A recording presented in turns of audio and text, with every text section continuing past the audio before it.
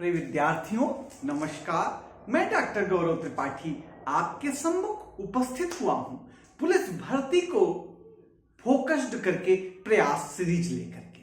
प्रिय विद्यार्थियों, जैसा कि आप जानते हैं कि हम पुलिस भर्ती के लिए महत्वपूर्ण प्रश्नों को लेकर के उपस्थित हो रहे हैं। न केवल पुलिस भर्ती अपितु PET, TET, CTET, IBPS, RRB, railway, अन्य प्रतियोगी परीक्षाओं में आपका मार्गदर्शन के लिए हम प्रयास कर रहे हैं। ना इधर ना उधर, एक फोकस्ड प्रयास, एक सटीक प्रयास, हमारा प्रयास, आपका प्रयास, एक आखिरी प्रयास। आइए 30 प्रश्नों की एक सीरीज हम परिचर्चा करते हैं। आइए देखते हैं। गुप्त वंश में हम परिचर्चा कर रहे थे पिछले वीडियोज में। तो समुद्रगुप्त का जो उत्तराधिकारी है वो कौन था? समुद्रगुप्त का उत्तराधिकारी कौन था? चंद्रगुप्त प्रथम की चंद्रगुप्त द्वितीय? मनीषा कौन है उत्तराधिकारी? चंद्रगुप्त द्वितीय। कौन है? चंद्रगुप्त द्वितीय। और ये जो चंद्रगुप्त द्वितीय है गुप्त वंश का, समुद्रगुप्त का उत्तराधिकारी, ये 380 ईसा पूर्व में गद्दी पे बैठा। कब बैठा? 380 ईसा पूर्व में गद्दी पर बैठा। दूसरा प्रश्न, एक चीनी यात्री आया फाहियान। कौन? चीनी यात्री फाहियान आया। ये किस काल में आया? चीनी यात्री फाहियान कब आया? गुप्त काल में आया। कब आया? गुप्त काल में आया। दूसरी बात यह है कि गुप्त काल में जब आया तो कौन शासक था? चंद्रगुप्त द्वितीय थे। कौन थे? चंद्रगुप्त द्वितीय। कौन था? चंद्रगुप्त द्वितीय। चांदी का सिक्का, कैसा सिक्का? चांदी का सिक्का किसने चलवाया गुप्त वंश में? चांदी का सिक्का चलवाया चंद्रगुप्त द्वितीय ने। किसने चलवाया? चंद्रगुप्त द्वितीय ने चलवाया। किसने चलवाया चांदी का सिक्का? चंद्रगुप्त द्वितीय ने। नालंदा विश्वविद्यालय की स्थापना, बहुत महत्वपूर्ण प्रश्न है, इंपॉर्टेंट है। नालंदा विश्वविद्यालय की स्थापना किस काल में हुआ और किस शासक ने कराया? नालंदा विश्वविद्यालय की स्थापना कुमार गुप्त ने कराया। किसने कराया? कुमार गुप्त ने। किसने? कुमार गुप्त ने कराया। किसने कराया? नालंदा यूनिवर्सिटी बिहार की किसने कराया? कुमार गुप्त ने करवाया। ठीक है। हमने एक बताया था कि रुम्मनदेई जो है रुद्रदामन सुदर्शन झील का वो कराया था, मरम्मत कराया था। ये सुदर्शन झील बनवाया किसने? स्कंद गुप्त। स्कंद गुप्त ने बनवाया। गिरनार पर्वत पर, कहां पे? गिरनार पर्वत पे सुदर्शन झील, गिरनार पर्वत पे सुदर्शन झील स्कंद गुप्त ने बनवाया। किसने बनवाया? गिरनार पर्वत पे सुदर्शन झील स्कंद गुप्त ने बनवाया। हूणों का आक्रमण किसके समय हुआ? हूणों का आक्रमण किसके समय हुआ? स्कंद गुप्त के समय। हूणों का आक्रमण किसके समय हुआ? स्कंद गुप्त के समय हुआ। हूणों का आक्रमण हुआ स्कंद गुप्त के समय। हूण भी विदेशी थे। गुप्त काल में जमीन के संदर्भ में 2 प्रश्न इंपॉर्टेंट हैं। खिल्य भूमि, खिल्य भूमि, अपराहत भूमि। कौन सी भूमि? खिल्य भूमि। खिल्य भूमि को कहते थे जो भूमि जोतने के काबिल है। खिल्य भूमि, गुप्त काल में खिल्य भूमि कहते थे ऐसी भूमि को जो जोतने के काबिल है। और अपराहत भूमि कहते थे जंगली भूमि को। अपराहत भूमि किसको कहते थे? जंगली भूमि को। अपराहत अपराहत भूमि किसको कहते थे? जंगली भूमि को। ठीक है। गुप्त काल के जो राजा थे इन्होंने सर्वाधिक स्वर्ण मुद्राएं चलाई। गुप्त काल के राजाओं ने सबसे ज्यादा स्वर्ण मुद्रा चलाया। सबसे ज्यादा स्वर्ण मुद्रा किसने चलाया? गुप्त काल के राजाओं ने चलाया। किसने चलाया? गुप्त काल के राजाओं ने चलाया। सती होने का प्रथम अभिलेखीय प्रमाण अभिलेखों में सबसे पहला प्रमाण कहां मिलता है? गुप्त काल में भानुगुप्त का एरण अभिलेख, भानुगुप्त का एरण अभिलेख 510 ईस्वी में, 510 ईस्वी में सती होने का प्रथम अभिलेखीय प्रमाण कब? भानुगुप्त के एरण अभिलेख में। भानुगुप्त के किसके अभिलेख में? एरण अभिलेख 510 ईस्वी। भानुगुप्त का एरण अभिलेख है जिसमें सती होने का प्रमाण मिलता है, जिसमें सती होने की बात लिखी गई है। कब का है? 510 ईस्वी, 510 ईस्वी। और आप एक बात ध्यान रखिए, भारत में सती प्रथा का अंत बेंटिक ने किया था। किसने? लॉर्ड विलियम बेंटिक ने। कब? 1829 में। किसके सहयोग से? राजा राम मोहन राय के सहयोग, राजा राम मोहन राय के सहयोग से किया था। एक मंदिर है गुप्त काल का, क्या नाम उसका? देवगढ़ का दशावतार मंदिर। गुप्त काल का मंदिर है कौन सा? देवगढ़ का दशावतार मंदिर। कहां स्थित है? देवगढ़ का दशावतार मंदिर कहां स्थित है? उत्तर प्रदेश के झांसी में। गुप्त जो थे वो वैष्णव धर्मी थे, गुप्त जो थे वो वैष्णव को मानने वाले थे। तो गुप्त काल का देवगढ़ का दशावतार मंदिर झांसी में स्थित है, उत्तर प्रदेश में। कहां स्थित है? झांसी में। गुप्त काल का देवगढ़ का दशावतार मंदिर झांसी उत्तर प्रदेश में स्थित है। एक और है गुप्त काल का भीतर गांव मंदिर। ये गुप्त काल में निर्मित किया गया भीतर गांव मंदिर। कौन सा मंदिर? भीतर गांव मंदिर। मंदिर पे प्रश्न पूछे जा सकते हैं, ध्यान रखिएगा। गुप्त काल में भीतर गांव मंदिर कहां पे है? कानपुर में। कहां है? भीतर गांव मंदिर कानपुर। ये ईंट निर्मित मंदिर है, लक्ष्मण का मंदिर है और ईंटों से निर्मित मंदिर है, कानपुर में है। गुप्त काल का है भीतर गांव मंदिर। ये पूछा इसीलिए जाता है कि ईंटों से निर्मित है। किससे निर्मित है? ईंट से निर्मित है। किसका मंदिर है भीतर गांव मंदिर? लक्ष्मण मंदिर है। किसका मंदिर है? लक्ष्मण मंदिर, ईंट निर्मित, कानपुर से है। भूमरा मंदिर कहां है? यह भी गुप्त काल का है।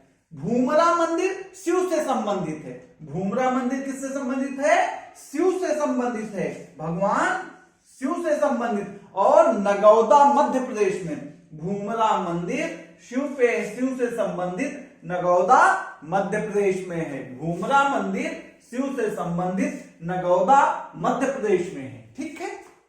अजंता की गुफा में गुफा संख्या 12 को चित्रशाला कहते हैं। अजंता की गुफा में जो गुफा संख्या 12 है उसे चित्रशाला कहते हैं। इसमें बहुत प्रकार के चित्र बने हैं, इसलिए अजंता की गुफा संख्या 12 चित्रशाला कहलाती है। गुप्त काल में बना था। और मंदिर निर्माण की कला कब आई?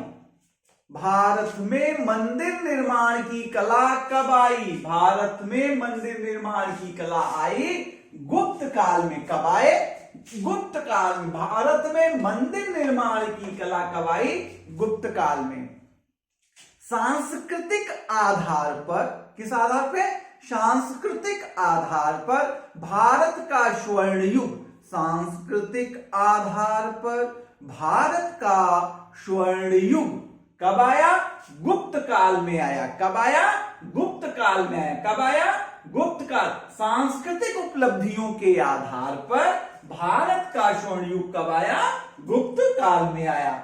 और अगला प्रश्न है, गुप्त वंश के पतन के बाद कौन सा वंश आया? गुप्त वंश के पतन के बाद कौन सा वंश आया? पुष्यभूति वंश। कौन सा वंश? पुष्यभूति वंश। कौन सा वंश आया? पुष्यभूति वंश आया। और अब पुष्यभूति वंश आ गया। कौन सा वंश आया? पुष्यभूति वंश। कौन सा वंश? पुष्यभूति वंश आया। इस पुष्यभूति वंश का सबसे प्रभावी राजा कौन था? प्रभाकर वर्धन। कौन था? प्रभाकर वर्धन। कौन था? पुष्यभूति का सबसे प्रभावी राजा कौन था? प्रभाकर वर्धन था। और इसी वंश में एक राजा आया, कौन? हर्षवर्धन। कौन आया? हर्षवर्धन आया। किस वंश में आया हर्षवर्धन? हर्षवर्धन आए किस वंश में? हर्षवर्धन आए भाई पुष्यभूति वंश में। किस वंश में आए हर्षवर्धन? पुष्यभूति वंश में आए। कौन आया? हर्षवर्धन आए। हर्षवर्धन कितने वर्ष की आयु में गद्दी पर बैठे? हर्षवर्धन बैठे 16 वर्ष की आयु में गद्दी पर बैठे। कितने वर्ष की आयु में हर्षवर्धन बैठे? 16 साल की अवस्था में, 16 साल वर्ष में गद्दी पर आ गए। हर्षवर्धन कितने साल पे आ गए? 16 साल पे। और हर्षवर्धन ने अपनी राजधानी कहां बनाई? राजधानी बनाई थानेश्वर। ये हर्षवर्धन महत्वपूर्ण है। कहां बनाई राजधानी? थानेश्वर को बनाई। हर्षवर्धन ने कहा राजधानी बनाई? थानेश्वर को राजधानी बनाई। हर्षवर्धन ने अपनी पहली राजधानी थानेश्वर बनाई और बाद में कहा कर दिया? कन्नौज। तो हर्षवर्धन की 2 राजधानियां रही, याद रखिएगा। पहली थानेश्वर थी, बाद में दूसरी कन्नौज को बनाया। दूसरी कन्नौज को बनाया। ठीक है। हर्षवर्धन का दरबारी कवि कौन था? कौन? हर्षवर्धन का दरबारी कवि कौन था? तो हर्षवर्धन का दरबारी कवि कौन है? बाण भट्ट। कौन है? बाण भट्ट। हर्षवर्धन का दरबारी कवि कौन है? बाण भट्ट। हर्षवर्धन का दरबारी कवि कौन है? बाण भट्ट। और बाण भट्ट की पुस्तक का नाम क्या है? हर्षचरित। क्या नाम है? हर्षचरित। बाण भट्ट की पुस्तक का नाम क्या है? हर्षचरित है। बाण भट्ट की पुस्तक का नाम क्या है? हर्षचरित है। बाण भट्ट की पुस्तक का नाम क्या है? हर्षचरित है। बाण भट्ट की पुस्तक का नाम क्या है? हर्षचरित है। क्या नाम है? हर्षचरित है। बाण भट्ट एक उपाधि धारण करता है। क्या नाम? परम भट्टारक। परम भट्टारक की उपाधि। कौन सी उपाधि धारण करता है? परम भट्टारक की उपाधि। हर्षवर्धन जो है परम भट्टारक की उपाधि धारित करता है। हर्षवर्धन परम भट्टारक की उपाधि धारित करता है। कौन सी उपाधि धारित करता है? परम भट्टारक की उपाधि धारित करता है। और हर्षवर्धन ने किस राजा को हराया? हर्षवर्धन ने पराजित किया किसे? चालुक्य वंश का एक राजा है। पराजित किया किसे? चालुक्य वंशी पुलकेशिन द्वितीय को। चालुक्य राजा कौन? पुलकेशिन को। पुलकेशिन को। किसको पराजित किया? पुलकेशिन को। चालुक्य राजा है पुलकेशिन द्वितीय। किसको पराजित किया? पुलकेशिन द्वितीय को। किसने पराजित किया? हर्षवर्धन ने। हर्षवर्धन किस वंश का है? पुष्यभूति वंश का है। इस 16 वर्ष की उम्र में गद्दी पर बैठा, थानेश्वर राजधानी बनाया, फिर कन्नौज बनाया, फिर इसका दरबारी कवि बाण भट्ट रहा। हर्षचरित इसकी रचना रही बाण भट्ट की। इसने परम भट्टारक की उपाधि धारण किया और पराजित किया किसको? चालुक्य वंशी शासक पुलकेशिन द्वितीय को। कहां? कब? 630 ईस्वी में। कब पराजित किया? 630 ईस्वी में। कहां पर? ताप्ती नदी के तट पर, ताप्ती नदी के आसपास। कहां? पुलकेशिन द्वितीय को 630 ईस्वी में हर्षवर्धन ने पराजित कर दिया ताप्ती नदी के पास में। और उनका नाम चालुक्य वंश का था। और यह हर्षवर्धन जो है शिव उपासक है। क्या है? शिव उपासक। ये भी पूछ सकता आपसे, शिव उपासक। हम जितनी बात बता रहे हैं सब इंपॉर्टेंट ही बता रहे हैं। और हर्षवर्धन की किताबें कुछ जान लीजिए। एक है नागानंद, इनकी पुस्तक है नागानंद। दूसरा क्या है? दूसरा क्या है? रत्नावली, रत्नावली हर्षवर्धन की पुस्तक है रत्नावली, नागानंद और प्रियदर्शिका। तीसरी पुस्तक कौन है? प्रियदर्शिका। क्या है नाम? प्रियदर्शिका। ये 3 पुस्तकें हर्ष की रही। इस प्रकार हम आपसे इस बात चर्चा कर रहे हैं पुलिस भर्ती के लिए। और हर्षवर्धन जो था प्रतिदिन 500 ब्राह्मणों को और 1000 बौद्ध भिक्षुओं को भोजन कराता था।